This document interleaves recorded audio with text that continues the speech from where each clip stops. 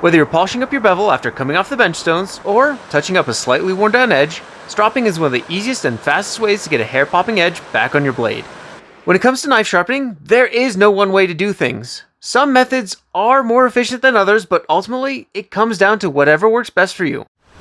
Get out a knife that you don't mind too much about and try different techniques until you find something that works. Having said as much, the stropping technique that I'll demonstrate today is what I found works best for me after about 10 or so years of trial and error. Generally speaking, stropping serves one primary purpose. That is to realign rolled, warped, and bent edges.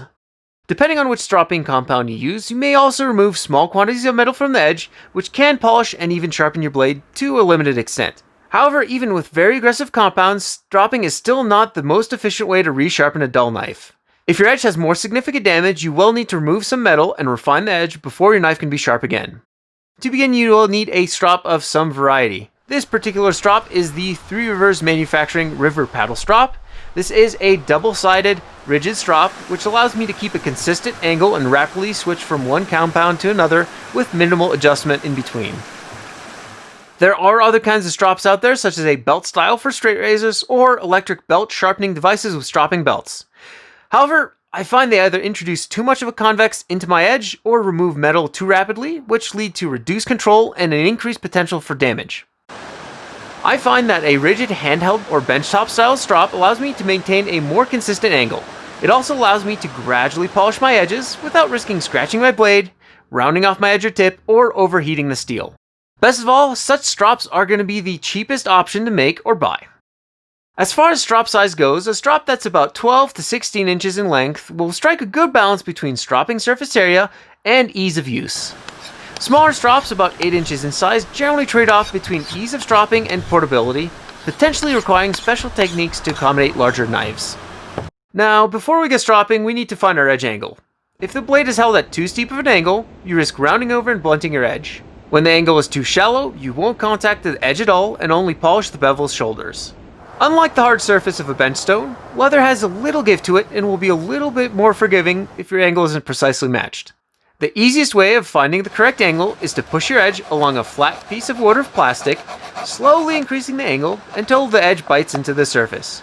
I then slowly lower the angle until it no longer bites. This will give you an approximate angle at which to strop. Once we've found the correct angle, the next step is to hold the knife while sliding it across the strop as consistently as possible. Again, there are countless methods of stropping, and this is merely the method that works best for me. The key to consistency is good body mechanics, which all starts with your grip on the knife. Personally, I like to rest my thumb or my pointer finger on the flat of the blade.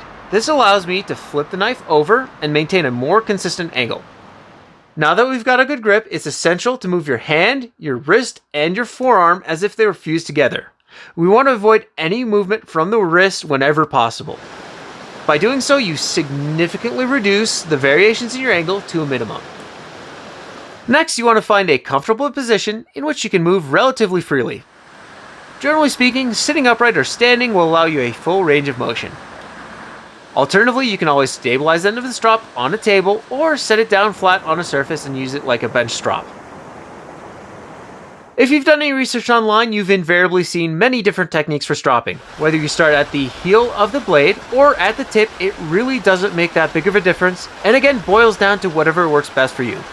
Personally, I start stropping at the tip of my knife, as this is almost the same motion I use when I'm sharpening on a bench stone.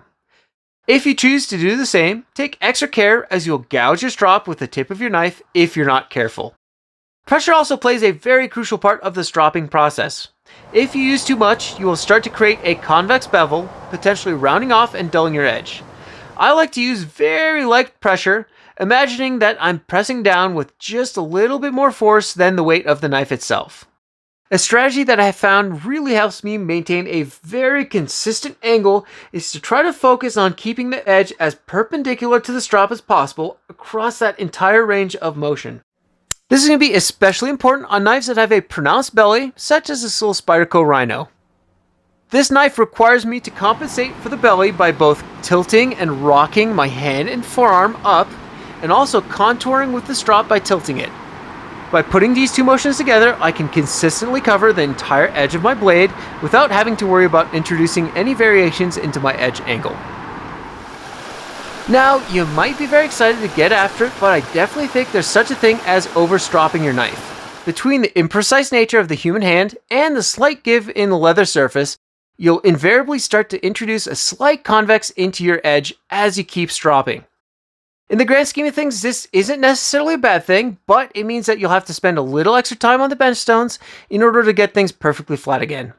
Therefore, if I can't correct my edge with a couple minutes of stropping, I'll go right back to my bench stones. Now, counting your passes and doing an ultra-precise pattern isn't tremendously crucial as long as you strop each side evenly. There's a whole bunch of different passes and patterns and things, and it just gets a little complicated and confusing. I find that doing multiple passes on the same side allows me to be more consistent with my angle. Generally speaking, if my knife only needs a quick little touch-up, I'll do about 10 alternating passes on the rough side before flipping the strop over and doing the same on the fine side.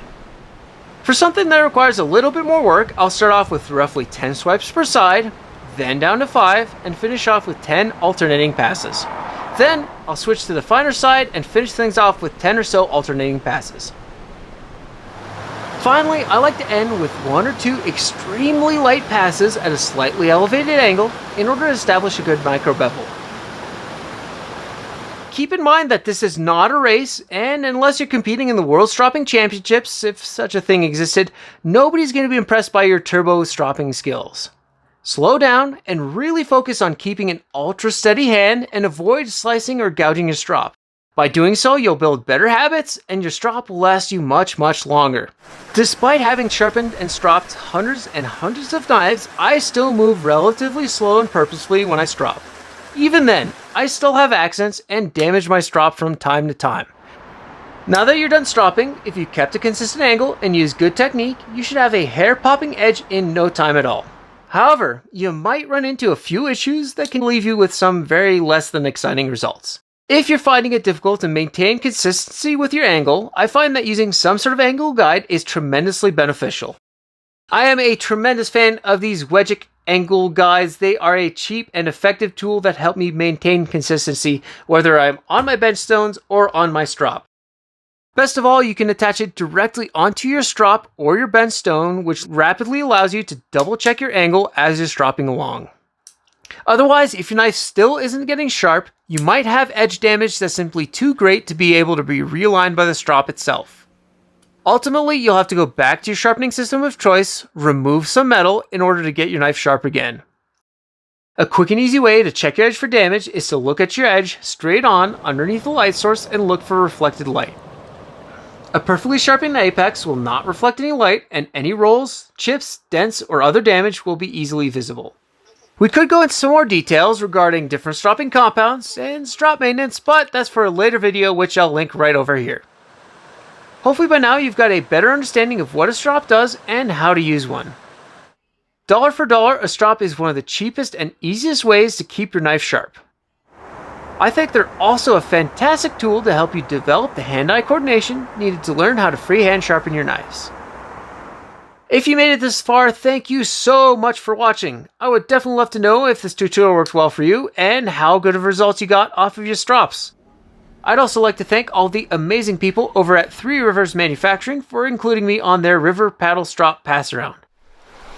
If you'd like one of your very own River Paddle Strops, unfortunately they are still a pre-production product as of October 1st, 2020. I'll have a link down below in the description where you can find more information eventually when they become available. See you guys in the next video. Thank you once again for watching, and as always, stay safe out there.